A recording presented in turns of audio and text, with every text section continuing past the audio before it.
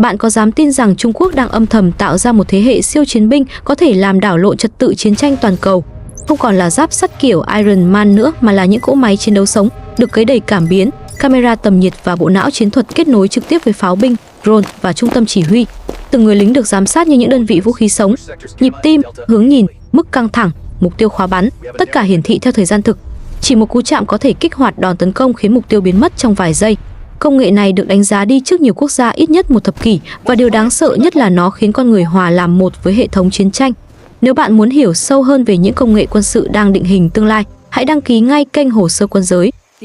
Trong những năm gần đây, quân đội Trung Quốc đang từng bước hé lộ những chương trình trang bị bí mật mà họ âm thầm phát triển trong suốt hơn một thập kỷ. Nhưng phải tới khi Đài truyền hình Trung ương Trung Quốc công bố video huấn luyện của một lữ đoàn hợp thành thuộc quân khu Tân Cương, thế giới mới thật sự giật mình về tốc độ hiện đại hóa của lực lượng này. Trong đoạn phim kéo dài chỉ vài phút, hình ảnh những người lính được trang bị hệ thống tác chiến cá nhân thế hệ mới hiện ra rõ ràng. Họ mang trên người bộ thiết bị trông không khác gì các chiến binh bước ra từ một bộ phim khoa học viễn tưởng. Điều khiến giới quan sát bất ngờ hơn cả là địa điểm thử nghiệm nằm trên vùng cao nguyên ở độ cao 4.300m, nơi không khí loãng, nhiệt độ khắc nghiệt và điều kiện chiến đấu vô cùng khó khăn. Thế nhưng, những người lính này di chuyển, liên lạc và tác chiến với vẻ bình tĩnh như thể họ đang ở thao trường quen thuộc. Hệ thống mới được thiết kế để thích nghi với mọi môi trường, từ núi tuyết đến sa mạc, từ đêm tối đến những khu vực bị gây nhiễu tín hiệu mạnh. Theo bản tin của CCTV, bộ trang bị cá nhân mới này được xây dựng dựa trên 3 tiêu chí cốt lõi: thực chiến, tin học hóa và thông minh hóa. Điều này có nghĩa là mọi thiết bị đều phải phục vụ trực tiếp cho hoạt động chiến đấu thật sự, đồng thời tích hợp khả năng xử lý dữ liệu, truyền thông tin và kết nối mạng lưới. Đây không chỉ đơn thuần là bộ quân phục cải tiến, mà là một hệ thống chiến đấu hoàn chỉnh, nơi từng thành phần nhỏ nhất đều nằm trong một cấu trúc tổng thể lớn hơn. Trong đó, nổi bật nhất là 5 phân hệ chính: phân hệ vũ khí, phân hệ mũ tích hợp đa chức năng, phân hệ trang phục bảo vệ và trang bị cá nhân, phân hệ máy tính điện tử không dây và phân hệ phần mềm. Mỗi phân hệ đều có chức năng riêng biệt, nhưng tất cả đều được thiết kế để phối hợp mượt mà, tạo nên khả năng chiến đấu hợp nhất hiếm có. Những thiết bị mới xuất hiện trong hệ thống bao gồm mũ bảo hiểm quân sự thế hệ mới với kính đa chức năng, có thể dùng để quan sát ban đêm, ghi hình chiến trường và hiển thị dữ liệu chiến thuật ngay trước mắt người lính. Hệ thống truyền tin cá nhân sử dụng công nghệ số giúp đảm bảo liên lạc ổn định ngay cả trong điều kiện gây nhiễu mạnh. Thiết bị đầu cuối dạng máy tính cá nhân nhỏ gọn cho phép binh sĩ nhận lệnh, xem bản đồ, cập nhật vị trí đồng đội và theo dõi mục tiêu trên giao diện trực quan. Bên cạnh đó còn có áo giáp chiến đấu, kính bảo hộ chống mảnh, dây đeo chiến thuật đa năng, ba lô tấn công và ba lô sinh hoạt. Tất cả được thiết kế để tối ưu hóa trọng lượng, độ bền và khả năng thích nghi với nhiều loại nhiệm vụ khác nhau. So với các hệ thống cá nhân từng được mang ra thử nghiệm trước đây, phiên bản mới của Trung Quốc tỏ ra vượt trội cả về mức độ tích hợp lẫn hiệu quả sử dụng. Theo đánh giá của các chuyên gia quân sự, điều khiến bộ trang bị này trở nên đặc biệt không nằm ở số lượng thiết bị, mà ở khả năng giao tiếp giữa chúng. Mỗi người lính giờ đây không còn hoạt động như một cá thể độc lập, mà trở thành một điểm kết nối trong mạng chiến đấu thống nhất. Từ khoảng cách hàng chục km, sở chỉ huy có thể theo dõi vị trí, trạng thái và tình hình chiến đấu của từng người. Những thông tin này không chỉ hiển thị dạng tọa độ đơn giản, mà còn được phân tích để phản ánh nhịp độ hoạt động, tải trọng chiến đấu, quỹ đạo di chuyển và mức độ nguy hiểm mà mỗi binh sĩ đang đối mặt. Điều này cho phép người chỉ huy đưa ra quyết định dựa trên dữ liệu thực tế thay vì dựa trên phỏng đoán như trước đây. Khi một đơn vị đang áp sát mục tiêu, hệ thống sẽ tự động hiển thị vị trí và hỏa lực của đối phương, giúp chiến sĩ phản ứng nhanh hơn và tiếp cận mục tiêu an toàn hơn. Nếu một người lính bị thương hoặc rơi vào tình huống mất kết nối, hệ thống sẽ ngay lập tức báo cáo về trung tâm chỉ huy, cho phép triển khai lực lượng hỗ trợ kịp thời. Tính năng này đặc biệt quan trọng trong các chiến dịch phức tạp, nơi tốc độ phản ứng có thể quyết định sự sống còn của cả đơn vị. Không chỉ dừng lại ở việc nâng cao nhận thức chiến trường, bộ trang bị mới còn cải thiện đáng kể khả năng chiến đấu trực tiếp của từng binh sĩ. Với kính nhìn đêm và cảm biến tầm xa, họ có thể phát hiện mục tiêu trong điều kiện ánh sáng yếu mà không cần dùng đến đèn hỗ trợ, tránh bị lộ vị trí. Hệ thống định vị bắt đầu tích hợp giúp binh sĩ giữ được phương hướng ngay cả khi GPS bị gây nhiễu. Một số phiên bản thử nghiệm còn được trang bị cảm biến theo dõi âm thanh, cho phép xác định hướng bắn của đối phương trong tích tắc. Mặc dù chưa được công bố rộng rãi, nhưng nhiều nguồn tin cho rằng PLA đang thử nghiệm thêm tính năng thực tế tăng cường, giúp chiến sĩ nhìn thấy biểu tượng của đồng đội, tuyến đường di chuyển và khu vực nguy hiểm ngay trên kính hiển thị. Những cải tiến này không chỉ nâng cao năng lực của từng người lính, mà còn thay đổi toàn diện cách các đơn vị bộ binh phối hợp với nhau. Khi một nhóm trinh sát phát hiện mục tiêu, họ có thể chỉ định mục tiêu bằng một phím bấm, thông tin lập tức được gửi đến pháo binh và các đơn vị hỗ trợ khác. Cách làm này rút ngắn đáng kể thời gian phản ứng, giảm rủi ro sai lệch và tăng hiệu quả hỏa lực. Đây chính là nền tảng của chiến tranh mạng hóa, nơi mỗi thành phần đều đóng vai trò trong một hệ sinh thái chiến đấu chung.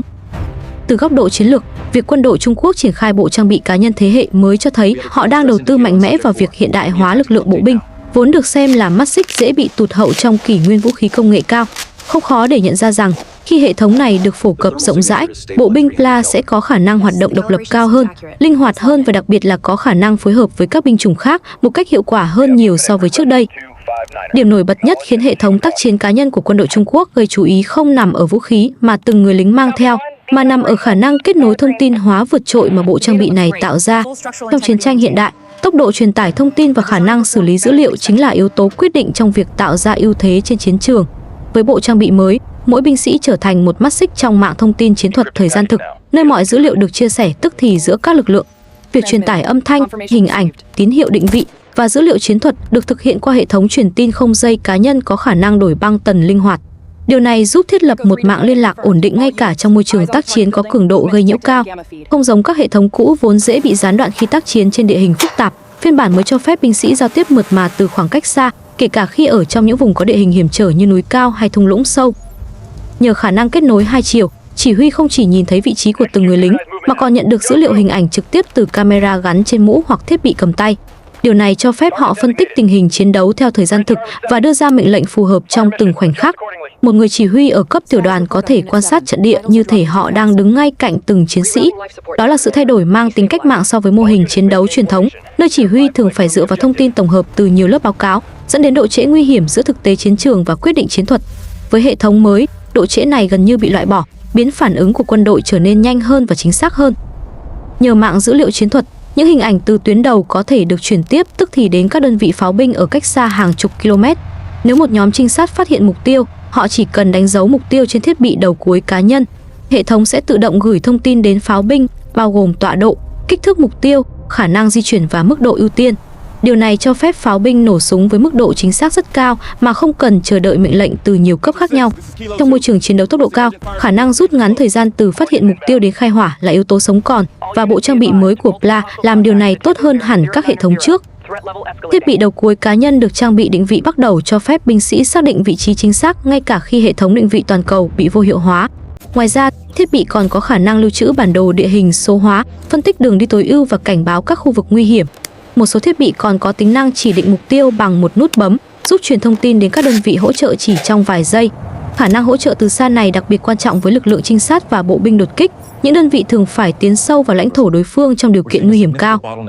Hệ thống mạng kết nối giữa binh sĩ, đơn vị đột kích, pháo binh, công binh và sở chỉ huy tạo ra một cấu trúc chiến đấu liên hoàn chưa từng có. Dữ liệu từ tuyến đầu, từ thiết bị quan sát, từ drone trinh sát và từ radar được kết hợp lại thành một bức tranh chiến trường hoàn chỉnh. Người chỉ huy không còn cần phải chờ những bản báo cáo dài dòng mà có thể đưa ra quyết định ngay lập tức dựa trên dữ liệu trực quan. Điều đáng chú ý là hệ thống còn có khả năng ưu tiên dữ liệu, nghĩa là thông tin từ những khu vực nguy hiểm nhất hoặc liên quan đến những hành động quan trọng sẽ được truyền thẳng về trung tâm mà không thông qua nhiều lớp xử lý. Trong phiên bản mới, PLA cũng tập trung mạnh vào khả năng bảo mật của mạng dữ liệu chiến thuật. Chiến tranh điện tử đang trở thành một trong những lĩnh vực cạnh tranh khốc liệt nhất, và việc bảo vệ đường truyền thông tin khỏi bị đánh chặn hoặc gây nhiễu là yếu tố sống còn. Bộ trang bị cá nhân mới sử dụng giao thức mã hóa mạnh, cùng khả năng tự động thay đổi tần số truyền tin khi phát hiện dấu hiệu can thiệp. Điều này giúp giữ mạng liên lạc của đơn vị luôn hoạt động ngay cả trong khu vực bị đối phương sử dụng biện pháp gây nhiễu mạnh. Không thể không nhắc tới vai trò của cảm biến thông minh trong hệ thống mới. Ngoài camera và thiết bị nhìn đêm, một số phiên bản thử nghiệm còn được trang bị cảm biến theo dõi chuyển động, cảm biến rung động và thậm chí là cảm biến phân tích âm thanh để xác định nguồn bắn. Những thiết bị này có khả năng gửi dữ liệu về máy tính trung tâm để phân tích, từ đó xác định các mối đe dọa tiềm tàng. Mặc dù PLA chưa công bố rộng rãi, nhưng nhiều nguồn tin cho rằng họ đang nghiên cứu tích hợp tính năng thực tế tăng cường vào mũi chiến đấu, cho phép binh sĩ nhìn thấy biểu tượng định hướng, cảnh báo và vị trí đồng đội ngay trong môi trường chiến đấu. Từ góc nhìn chiến lược, hệ thống tác chiến cá nhân của PLA không chỉ nhằm tăng cường sức mạnh cho từng chiến sĩ, mà còn tạo tiền đề cho khái niệm chiến tranh thông minh mà Trung Quốc đang hướng tới. Khi mỗi người lính trở thành một mắt xích trong hệ thống thông tin chiến trường, họ có thể đóng vai trò không chỉ là người chiến đấu mà còn là nguồn cung cấp dữ liệu. Điều này giúp lực lượng pháo binh, không quân, drone và các binh chủng khác phối hợp một cách nhịp nhàng, tăng cường khả năng tác chiến hợp nhất và giảm thiểu độ trễ trong hoạt động chiến thuật. Trong dài hạn, PLA đang đặt mục tiêu xây dựng một hệ thống chiến đấu tích hợp, nơi dữ liệu từ mọi nguồn được kết nối lại thành một mạng lưới khổng lồ. Những chiến sĩ được trang bị hệ thống tác chiến cá nhân mới chính là nền tảng của chiến trường đó. Khi công nghệ được cải thiện, các thiết bị mới có thể sẽ được tích hợp thêm trí tuệ nhân tạo, cho phép phân tích mối nguy hiểm, dự đoán phản ứng của đối phương và đề xuất chiến thuật tối ưu cho từng tình huống. Với những khả năng này, bộ trang bị cá nhân của PLA không chỉ là một bước tiến nhỏ, mà là một phần của sự chuyển mình lớn hơn trong chiến lược quân sự của Trung Quốc. Chiến tranh ngày nay không chỉ là sức mạnh hỏa lực mà là sức mạnh của thông tin, và PLA với hệ thống mới đang chứng minh họ hiểu điều này hơn bao giờ hết. Hệ thống tác chiến cá nhân mới của Trung Quốc không chỉ đơn thuần là một bộ trang bị hiện đại, mà còn là một phần trong chiến lược dài hạn mang tên chiến tranh thông minh hóa, một khái niệm mà quân đội Trung Quốc đã theo đuổi trong hơn một thập kỷ qua. Thay vì tập trung vào số lượng quân, xe tăng hay pháo binh như trước đây, Trung Quốc đang tiến dần đến mô hình chiến tranh nơi dữ liệu, trí tuệ nhân tạo và mạng lưới thông tin đóng vai trò trung tâm. Trong mô hình đó, mỗi người lính không còn là một cá nhân độc lập, mà là một mắt xích trong hệ sinh thái chiến đấu rộng lớn, nơi tất cả mọi dữ liệu đều được thu thập, phân tích và chia sẻ trong thời gian thực. Việc triển khai hệ thống tác chiến cá nhân mới cho một lữ đoàn hợp thành ở Tân Cương chỉ là bước khởi đầu. Các chuyên gia quân sự nhận định rằng mục tiêu cuối cùng của Trung Quốc là đưa toàn bộ lực lượng bộ binh lên cùng một nền tảng công nghệ, tạo ra khả năng tác chiến hợp nhất từ cấp chiến sĩ đến cấp chiến dịch. Trong tầm nhìn đó, hệ thống cá nhân chỉ là tầng thấp nhất của cấu trúc. Tầng tiếp theo chính là hệ thống chỉ huy kiểm soát tích hợp, nơi thông tin từ tất cả các chiến trường được gom về và xử lý bằng các thuật toán tự động. Những thuật toán này có thể phân tích vị trí địch ta, dự đoán hướng di chuyển của đối phương, tính toán khả năng bị tấn công và đề xuất phương án tác chiến tối ưu. Để đạt được mục tiêu này, Trung Quốc đã thành lập lực lượng hỗ trợ thông tin, một binh chủng mới chịu trách nhiệm duy trì mạng lưới thông tin chiến trường, bảo vệ an ninh mạng và đảm bảo mọi hệ thống liên lạc của các đơn vị đều hoạt động liền mạch. Lực lượng này đóng vai trò giống như bộ não kết nối của quân đội Trung Quốc. Nhờ có họ, các hệ thống cá nhân như mũ thông minh, thiết bị đầu cuối, máy tính chiến thuật hay mạng dữ liệu mới có thể vận hành trơn tru mà không bị gián đoạn bởi các cuộc tấn công điện tử. Trong những năm gần đây, Trung Quốc đã đầu tư rất mạnh vào các công nghệ như trí tuệ nhân tạo, dữ liệu lớn, điện toán đám mây và robot tự động. Những công nghệ này được kỳ vọng sẽ giúp họ đạt được mục tiêu đưa quân đội tiến tới giai đoạn thông minh hóa hoàn toàn. Điều này không chỉ nằm ở việc sử dụng các thuật toán để hỗ trợ ra quyết định, mà còn mở ra khả năng tổ chức chiến tranh theo cách hoàn toàn mới. Trong mô hình đó, thay vì phải mất nhiều phút hoặc hàng giờ để truyền thông tin từ chiến trường về sở chỉ huy, mọi dữ liệu sẽ lập tức được phân tích và phản hồi mà gần như không có độ trễ. Một trong những tham vọng lớn nhất của Trung Quốc là xây dựng được cái gọi là đám mây chiến đấu, một mạng lưới dữ liệu khổng lồ liên kết tất cả đơn vị, từ bộ binh, pháo binh, trinh sát cho đến hải quân và không quân. Khi đám mây chiến đấu hoàn chỉnh, một người lính ở tiền tuyến có thể xem dữ liệu từ drone bay cách đó hàng chục km, nhận thông tin từ radar mặt đất, hoặc thậm chí xem cả bản đồ bố trí của đối phương nếu hệ thống AI đã phân tích và dựng lại mô hình chiến trường. Đám mây chiến đấu sẽ giúp mọi đơn vị nhìn thấy cùng một bức tranh tổng thể, từ đó phản ứng nhanh và thống nhất hơn. Ngoài ra, Trung Quốc còn nghiên cứu các công nghệ thực tế tăng cường để tích hợp vào mũ chiến đấu của binh sĩ. Khi công nghệ này được áp dụng, người lính có thể nhìn thấy các lớp dữ liệu ảo hiển thị ngay trên chiến trường thật, chẳng hạn như vị trí đồng đội, mốc định hướng, hướng di chuyển an toàn, hoặc khu vực có nguy cơ cao. Những công nghệ này vốn chỉ xuất hiện trong phim khoa học viễn tưởng, nhưng giờ đây lại đang được Trung Quốc thử nghiệm trong các tình huống thực tế. Một điểm khiến giới quan sát lo lắng là khả năng tích hợp giữa con người và hệ thống chiến đấu tự động. Một số báo cáo cho thấy Trung Quốc đang nghiên cứu công nghệ giao tiếp não máy, cho phép binh sĩ điều khiển drone hoặc robot bằng suy nghĩ thay vì bằng tay. Dù công nghệ này còn ở giai đoạn thử nghiệm, nhưng chỉ riêng việc PLA theo đuổi nó đã cho thấy tham vọng của họ vượt xa nhiều quân đội trên thế giới. Nếu thành công, điều này có thể tạo ra thế hệ chiến binh mới, nơi ranh giới giữa con người và máy móc gần như bị xóa nhòa. Tất cả những thứ kể trên cho thấy hệ thống tác chiến cá nhân mới không chỉ là bước tiến nhỏ trong trang bị của bộ binh, mà là dấu hiệu cho thấy Trung Quốc đã bước vào giai đoạn chiến lược mới. Trong giai đoạn này, họ tập trung vào việc tạo ra một hệ thống tác chiến hợp nhất, nơi mọi đơn vị đều được kết nối bằng một nền tảng thông tin chung. Điều này sẽ cho phép họ điều động lực lượng một cách linh hoạt, phản ứng nhanh với các mối đe dọa và tận dụng tối đa sức mạnh của từng đơn vị, bất kể quy mô lớn hay nhỏ. Khi được triển khai đồng bộ, hệ thống tác chiến cá nhân sẽ đóng vai trò như cảm biến cuối cùng trong mạng chiến đấu của PLA. Nó giúp chỉ huy nắm rõ tình hình ngay từ tuyến đầu, và quan trọng hơn, nó giúp chuyển thông tin từ chiến trường thành dữ liệu kỹ thuật có thể phân tích tự động. Trong chiến tranh hiện đại, ai có khả năng xử lý thông tin nhanh hơn người đó sẽ có lợi thế lớn. PLA hiểu điều này và họ đang đầu tư mọi nguồn lực để biến nó thành hiện thực. Sự phát triển mạnh mẽ của hệ thống tác chiến cá nhân chỉ là một phần trong bức tranh lớn hơn về tham vọng trở thành cường quốc quân sự hàng đầu thế giới. Nếu tiến trình này tiếp tục, trong vài năm tới, lực lượng bộ binh Trung Quốc có thể trở thành một trong những lực lượng được trang bị công nghệ tiên tiến nhất, với khả năng tác chiến linh hoạt, thông minh và kết hợp chặt chẽ với những hệ thống tự động, drone và robot chiến đấu. Điều này đặt ra thách thức lớn đối với các lực lượng khác trên thế giới, buộc họ phải đẩy nhanh tiến trình hiện đại hóa nếu không muốn bị tụt lại phía sau. Nhìn rộng hơn, hệ thống mới là minh chứng rõ ràng nhất cho hướng đi của Trung Quốc. Thay đổi triệt để cách chiến tranh được tiến hành, từ chiến tranh cơ giới truyền thống sang chiến tranh dựa trên dữ liệu và công nghệ cao. Khi những chiến sĩ được trang bị thế hệ mới trở thành tiêu chuẩn chung, PLA sẽ sở hữu một ưu thế không nhỏ trong mọi cuộc xung đột tương lai. Hệ thống tác chiến cá nhân thế hệ mới của quân đội Trung Quốc không chỉ là một bước tiến về trang bị, mà là dấu hiệu cho thấy một sự thay đổi lớn hơn nhiều trong tư duy chiến tranh của họ. Nếu trước đây sức mạnh quân sự được đo bằng số lượng xe tăng, pháo tự hành hay tên lửa, thì giờ đây, giá trị nằm ở khả năng kết nối và xử lý thông tin. Những người lính với mũ thông minh, cảm biến toàn thân, kính nhìn đêm đa năng và thiết bị đầu cuối cá nhân chính là minh chứng rõ ràng nhất cho điều này. Họ không còn chiến đấu như những cá thể biệt lập, mà trở thành các nút dữ liệu di động, góp phần xây dựng một bức tranh chiến trường thống nhất, liên tục và chính xác đến mức đáng sợ. Nhờ hệ thống truyền tin kỹ thuật số, định vị bắt đầu và mạng dữ liệu chiến thuật hai chiều, mỗi chiến sĩ có thể gọi hỏa lực hỗ trợ, đánh dấu mục tiêu, gửi hình ảnh trực tiếp và tương tác với các đơn vị pháo binh, trinh sát, công binh một cách tức thì. Trong khi đó, người chỉ huy sở hữu khả năng theo dõi diễn biến chiến đấu theo thời gian thực, nhìn thấy từng chuyển động nhỏ của đơn vị. Sự kết hợp này tạo ra tốc độ phản ứng chưa từng có, thu hẹp đáng kể khoảng cách giữa phát hiện ra lệnh khai hỏa. Đây là điều mà nhiều quân đội trên thế giới đang tìm cách đạt được, nhưng Trung Quốc đã đưa vào thử nghiệm quy mô lớn. Quan trọng hơn, bộ trang bị cá nhân này chỉ là mắt xích đầu tiên trong mạng lưới chiến đấu thông minh mà Trung Quốc đang xây dựng.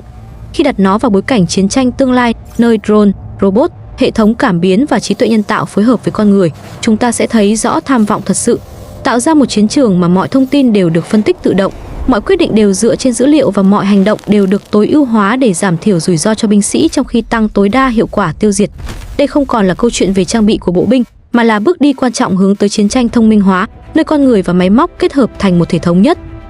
Từ góc độ chiến lược, điều này đặt ra nhiều câu hỏi lớn cho tình hình an ninh khu vực và toàn cầu. Một lực lượng bộ binh được trang bị công nghệ cao, kết nối liên tục và phối hợp chặt chẽ với hỏa lực từ xa sẽ tạo ra sức mạnh vượt trội trong các cuộc xung đột ngắn hạn lẫn dài hạn.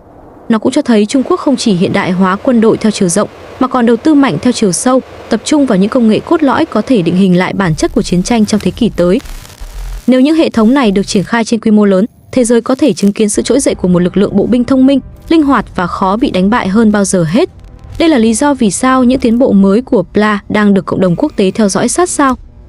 Và nếu bạn muốn tiếp tục khám phá những bí mật quân sự, công nghệ chiến tranh tương lai và các phân tích sâu sắc về sức mạnh quốc phòng của các cường quốc, hãy nhớ nhấn đăng ký kênh Hồ sơ Quân giới để không bỏ lỡ những câu chuyện quan trọng nhất trong thế giới quân sự ngày nay.